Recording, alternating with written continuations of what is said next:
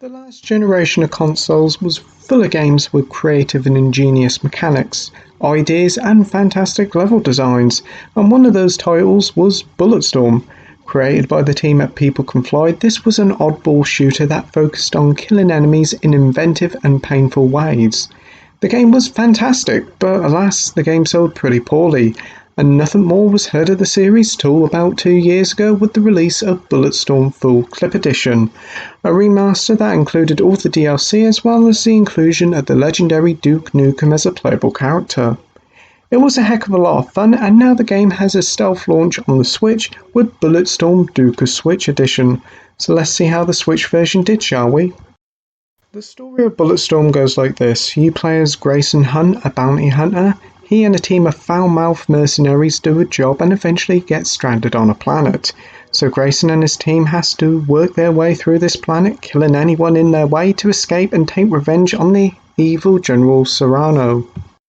Its plot and script is primarily played out for laughs, including plenty of humorous dialogue. The game is littered with sex and dick jokes, but be warned, if you're not keen on the bawdy humour or are easily offended, then it's probably best you steer clear, as the game can go a bit over the top with it at times, and for some it could get quite boring and old quickly, but obviously it depends on the person and what type of humour you're into. But now for one thing that everyone can agree on, the gameplay, and this is where Bulletstorm really does shine.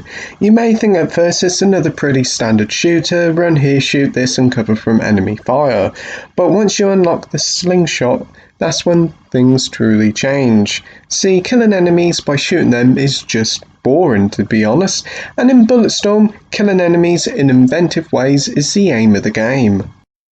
Similar to action games like Bayonetta or Devil May Cry, killing enemies in different ways will net you loads of points, and points mean upgrades. For example, killing someone by shooting them in the leg and then punching them will net you a small amount of XP. But if you say grab hold of them with the leash and swing them up in the air and shoot them in the head, then you'll gain a heck of a lot of XP. Like Doom 2016, the gameplay here is punchy and brutal, and again, very much like Doom 2016, it's constantly giving you new weapons and abilities to play and experiment with. There are well over 130 ways of dispatching foes. The wiki-like system showing you all the skill shots is needed to know how to fully kill them. Trying to pull off all these types of kills is really fun and addicting. The skill shot system really does set this shooter apart from the crowd.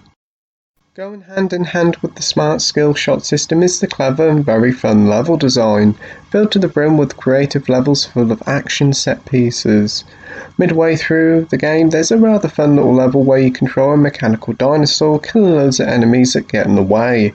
As you go through the game, many levels, there are collectible robots and flies to kill, but they don't really net you much, to be honest, but they're just there if you want to find them. Content-wise, the game includes the full Bulletstorm campaign plus the Duke Nukem Bulletstorm tour, which was DLC for the PS4 remaster a couple of years ago. This mode swaps out Grayson for Duke and comes with a load of new voice acting lines from the Duke's voice actor John St. John. It's a very fun take on the campaign. The game, alas, doesn't include the online co-op, which was present in the remaster, which is a shame, but to be fair, it wasn't really that great to begin with, and the campaign is really where all the fun is really at. As for the presentation, the game is running docked at 1080p, but instead of being at 60 FPS like the remaster, it's now locked at 30 FPS. And whilst it is a shame that 60 FPS wasn't be able to be reached here on Switch, it does stick at the 30 FPS lock all the time, which is pretty impressive considering how action-packed the game is. As for portable play, the gameplay has a dynamic resolution at 30 FPS.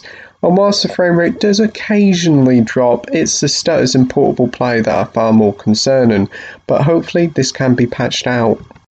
Conclusion time now, and Bulletstorm is still a very fun and unique shooter after all these years, and frankly, there hasn't been nothing like it since.